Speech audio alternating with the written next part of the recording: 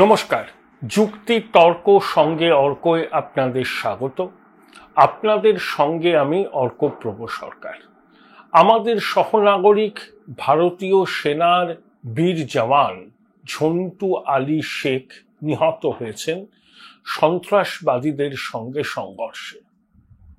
ভারতীয় সেনাবাহিনী তাকে সর্বোচ্চ শ্রদ্ধা জানিয়েছেন।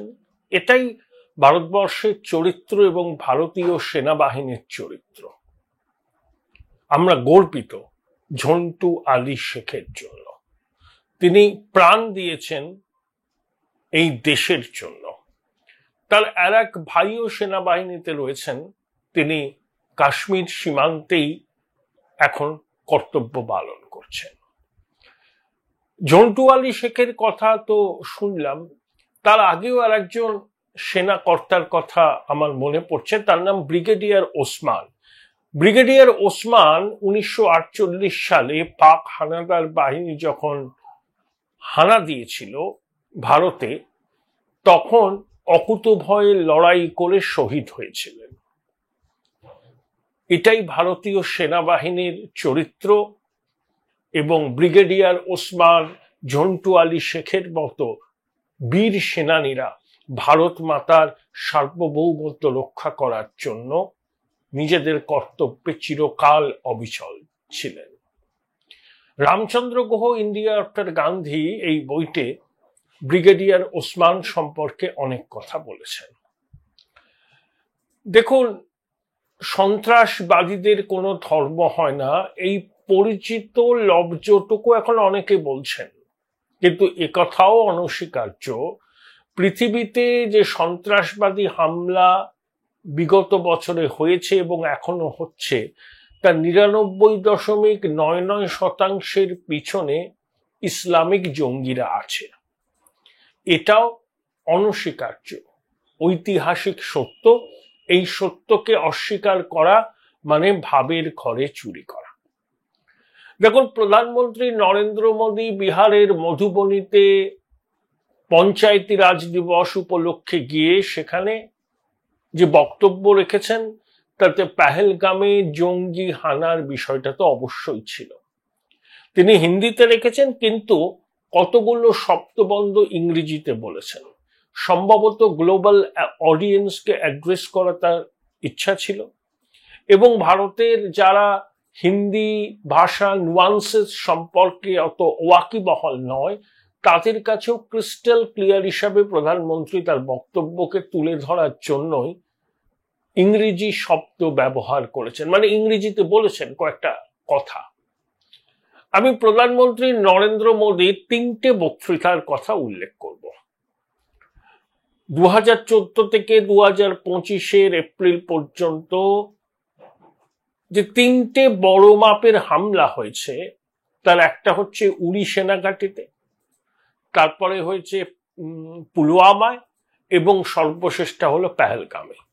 জম্মু কাশ্মীরে বিচ্ছিন্নতাবাদী সন্ত্রাসবাদীদের সঙ্গে সেনাবাহিনীর সংঘর্ষ লেগেই থাকে। সাধারণ মানুষ শহীদ হন, ভারতীয় সেনা শহীদ হন, এগুলো হয়। কিন্তু বড় মাপের সন্ত্রাসবাদী হামলা নরেন্দ্র মোদীর জমানায় এই 3বার হয়েছে। এখন উড়ির হামলার পর নরেন্দ্র মোদী গিয়েছিলেন কোজিকোড়ে, বিজেপির ন্যাশনাল এক্সিকিউটিভের মিটিং ছিল।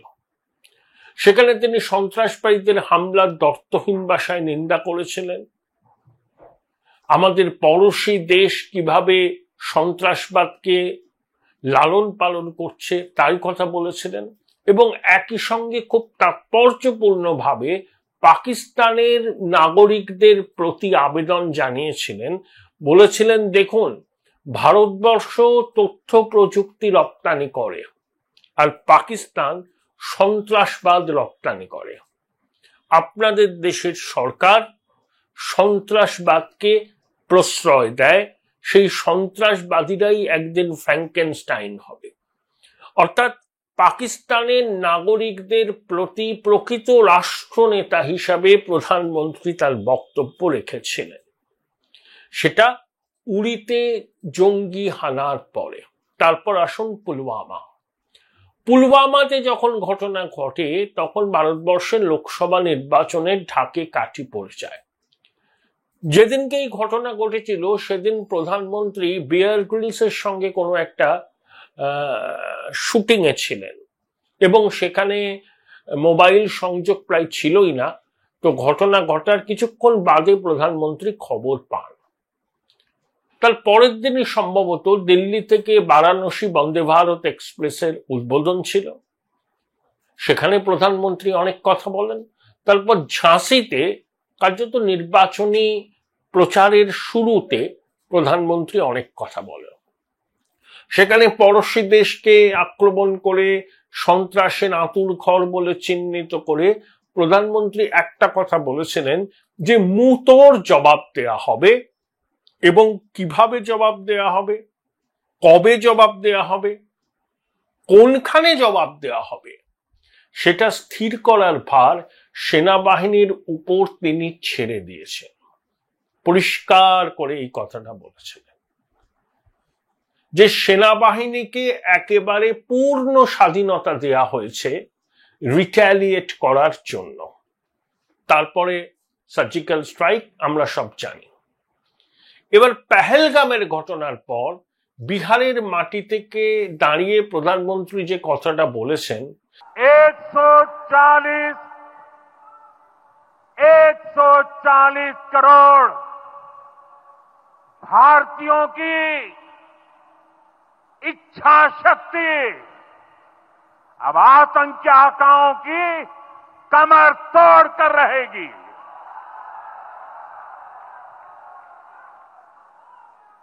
Friends, today from the soil of Bihar, I say to the whole world, India will identify, track and punish every terrorist and their backers. We will pursue them to the ends of the earth. India's spirit will never be broken by terrorism. Terrorism will not go unpunished.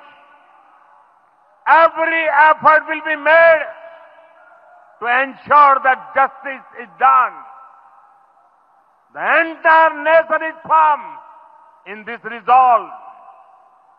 Everyone who believes in humanity is with us. I thank the people of various countries and their leaders who have stood with us in these times.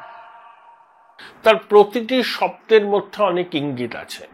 দেখুন, প্রধানমন্ত্রী এবার বলেননি যে সেনাবাহিনীকে বলা হয়েছে কিভাবে তারা জবাব দেবে সেটা তারা ঠিক করুন, প্রধানমন্ত্রী বলেননি। প্রধানমন্ত্রী বলেছেন এমন শাস্তি পাবে সন্ত্রাসবাদীরা এবং তাদের মদতদাতারা,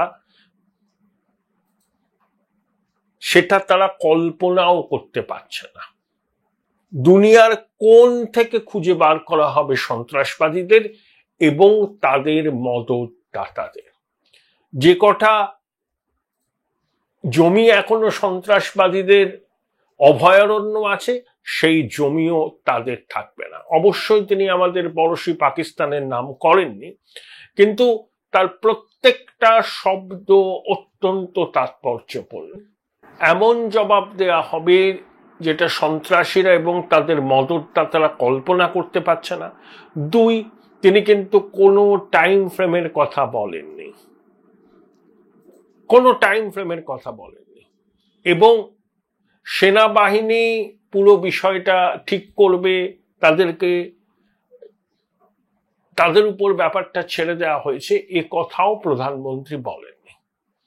আসলে আমার ধারণা এবার বড় কোনো পরিকল্পনা আছে প্রধানমন্ত্রী নরেন্দ্র মোদীর এবং ভারত সরকারের। সেই পরিকল্পনা রাতারাতি রূপায়ণ করা সম্ভব নয়।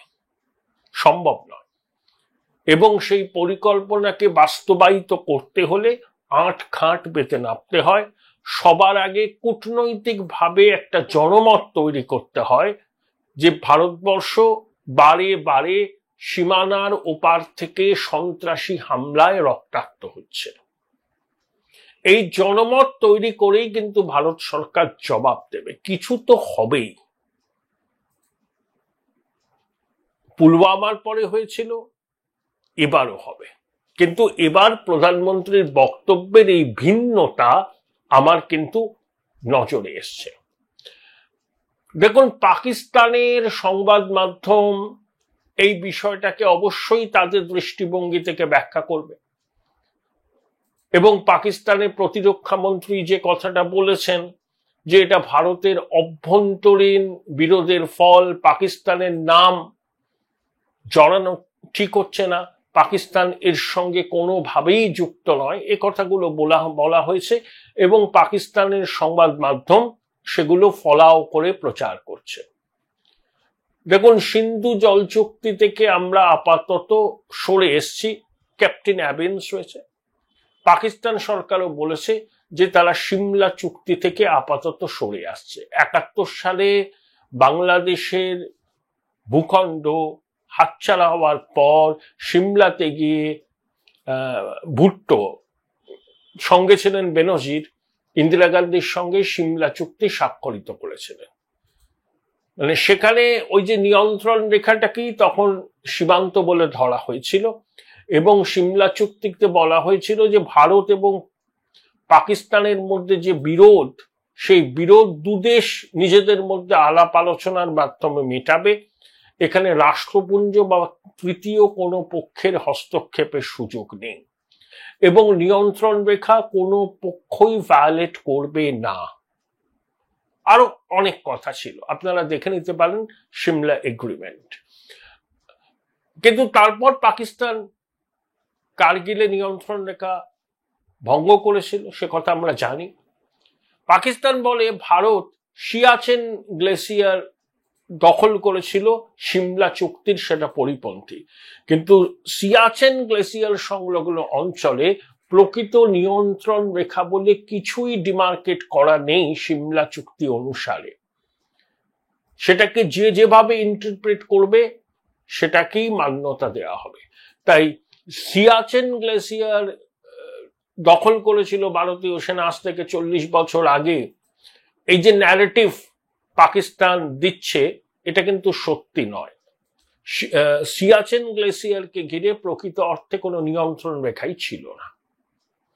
এবং আরো বলেছে পাকিস্তান সরকার সমস্ত রকম দ্বিপাক্ষিক চুক্তি তারা বাতিল করছে। দেখুন, অনেক দ্বিপাক্ষিক চুক্তি আছে, সেগুলো আপনারা নিশ্চয়ই জানেন, গুগল করলেও পেয়ে যাবেন। একটা জিনিস আছে, সেটা সম্ভবত 1988 সালের 31শে ডিসেম্বর স্বাক্ষর হয়েছিল। তখন ভারতবর্ষের প্রধানমন্ত্রী ছিলেন রাজীব গান্ধী এবং পাকিস্তানের প্রধানমন্ত্রী ছিলেন বেনজির ভুট্টো। তাতে বলা হয়েছিল ভারত ও পাকিস্তানের যে নিউক্লিয়ার ইনস্টলেশন আছে, ধরুন নিউক্লিয়ার পাওয়ার ইনস্টলেশন, পারমাণবিক পরীক্ষা নিরীক্ষার কেন্দ্র,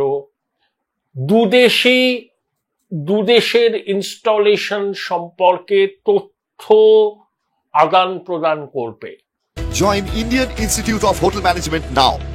Right choice, right decision. যদি যুদ্ধ পরিস্থিতিরও সৃষ্টি হয়, নিউক্লিয়ার ইনস্টলেশন এই যুদ্ধের আওতায় থাকবে না।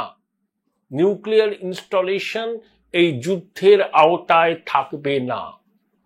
এবং তৃতীয় কোনো পক্ষ যদি নিউক্লিয়ার ইনস্টলেশনকে টার্গেট করে, তখন সেটাও দুটো দেশ সম্মিলিতভাবে প্রতিহত করবে। আমার ধারণা শাহবাজ শরীফের সরকার যে সমস্ত রকম চুক্তি স্থগিত বা বেরিয়ে আসার হুঙ্কার দিচ্ছে, তারা কি জানেন এরকম একটা চুক্তিও আছে যে যুদ্ধকালীন পরিস্থিতি হলেও নিউক্লিয়ার ইনস্টলেশন সম্পর্কে তথ্য আদান প্রদান দুদেশের মধ্যে চলবে। সম্ভবত 1991 সালের 1 জানুয়ারি থেকে প্রতি বছর এই তথ্য আদান প্রদান হয়েছে। কোনো পরিস্থিতিতেই এই তথ্য আদান প্রদান বন্ধ হয়নি। এটা কিন্তু বাস্তব।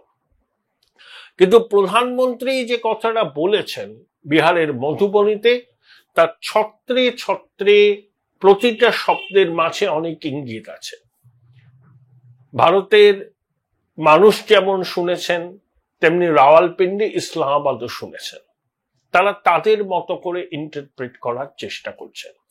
পাকিস্তানের সংবাদ মাধ্যম একটা জিনিসও আবার স্বীকার করে নিয়েছে যে আন্তর্জাতিক মহলে ভারতের গ্রহণযোগ্যতা তাদের থেকে অনেক বেশি এবং তাদের ইকোনমি অত্যন্ত দুর্বল, অত্যন্ত ভঙ্গুর, এবং পাকিস্তান নিজেই বালুচিস্তান নিয়ে সমস্যায় আছে। তেহরিকে তালিবান পাকিস্তান সেনাবাহিনীর বিরুদ্ধে কার্যত যুদ্ধের ডাক দিয়েছে। তারা পাকিস্তান আর্মির ব্যবসায়িক প্রতিষ্ঠান থেকে পাকিস্তানের সাধারণ মানুষ যেন কিছু না কেনেন বা কোনো ব্যবসায়িক সম্পর্কে না জড়ান সে বিষয়েও আবেদন জানিয়েছে। আবার বালুচিস্তান পাকিস্তানের ল্যান্ডমাসের 44%, 2600 কিলোমিটার দীর্ঘ সীমান্ত আছে আফগানিস্তানে, বালুচিস্তানের সঙ্গে ইরান এবং আফগানিস্তানে। তো পাকিস্তান নিজেই তার অভ্যন্তরীণ সমস্যায় জেরবার। তাই শাহবাজ শরীফের দুর্বল সরকার যতই তর্জন গর্জন করুন না কেন, পাকিস্তানের সংবাদ মাধ্যম এটা স্বীকার করে নিচ্ছে ভারতের অবস্থান অনেক মজবুত। ওয়ার্ল্ড কমিউনিটি ইনক্লুডিং আরব ওয়ার্ল্ডের কাছেও ভারতের বর্তমান গ্রহণযোগ্যতা প্রশ্নাতীত। সেজন্য সৌদি আরব বলুন, ইউএই বলুন, কাতার বলুন, সমস্ত মুসলিম দুনিয়ায় ভারত খুব নির্ভরযোগ্য মিত্র এবং তাদের বিনিয়োগও ভারতবর্ষে প্রচুর। মুসলিম বিশ্বেই পাকিস্তান একঘরে, কারণ পাকিস্তান ভিক্ষার পাত্র নিয়ে দেশে দেশে ঘুরে বেড়ায়। এটা এখন প্রতিষ্ঠিত সত্য। তাই পাকিস্তানের সংবাদ মাধ্যমও পাকিস্তান সরকারের এইসব তর্জন গর্জনকে প্রাপ্যের অতিরিক্ত গুরুত্ব দিতে চায়নি। পরিস্থিতি অবশ্যই জটিল, অত্যন্ত সংকট রয়েছে বলে মনে হচ্ছে। রাতারাতি পরিস্থিতির কোনো বদল হবে বলে আমার মনে হয় না। যে ঘৃণ্য সন্ত্রাসবাদী হামলা নিরীহ পর্যটকদের উপর হয়েছে ক্ষমার অযোগ্য। ভারত কূটনৈতিক পথে জবাব তো দিচ্ছেই। প্রধানমন্ত্রীর বক্তব্যের পর আমরা এটা আশা করতে পারি যে আরো কঠোর কোনো পদক্ষেপের দিকে ভারত সরকার যাবে। যদিও প্রধানমন্ত্রী সেই কঠোর পদক্ষেপ কি হবে সে সম্পর্কে স্পষ্ট ইঙ্গিত দেননি, কোনো নির্দিষ্ট সময়সীমাও ধার্য করেননি। শুধু বলেছেন সন্ত্রাসীরা, জঙ্গিরা এবং তাদের মদতদাতারা এমন শাস্তি পাবে যেটা তারা কল্পনাও করতে পারছে না। দেখা যাক কি দাঁড়ায় আগামী দিনের পরিস্থিতি।